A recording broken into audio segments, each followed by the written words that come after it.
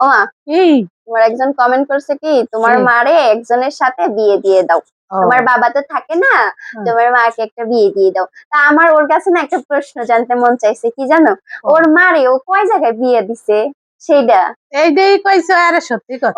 ওকে তো মার অভাব নাই, ওকে মার অভাব হ্যাঁ, নাই, বাপের বাপেরও অভাব। তো অভাব নাই। ওরা তো একটা বেয়াদবের মানে বাচ্চারা। পাথরেও বাপ মা বানাই দেয়, মানে পাথরের মধ্যেও জীবন খোঁজে। তা হুম, ওকে কথা আর কি কব, কিছু কোয়ার নাই, কোয়ার নাই। বুঝছেন? তা আমার না, হ্যাঁ, আমি কমেন্টটা তুলতাম না। তা দেখলাম বেশ কয়দিন ধরে ও খুব দেখতেছি আমার মানে এই ওর কমেন্ট চুলকনি করতেছে, উঠছে। হয় এই হয়তো কমেন্ট মনে হয় করতেছে। গায়ে অ্যালার্জি হ্যাঁ, উঠছে, আর শোনেন, চুলকনি আপনাকে খুলতেছে। বাবার যে একটা বাবা আছে না, তার তো আবার হচ্ছে যখন আপনারা করেন তার তো আবার নেশার দ্রব্য ছাড়া তার পূজা। হয় না। তা আপনারা যে মাতালের মতো কথা বলবেন, এটা তো এটা স্বাভাবিক। না, এটা তো আমাকে জানাই। এটা তো স্বাভাবিক, কারণ হ্যাঁ, আপনারা তো হচ্ছে ওই মানে কি বলবো, সবসময় তো ঘরের ভিতর থাকেন, আপনারা তো দুনিয়ায় থাকেন না, আপনারা তো আসমানে ওড়েন।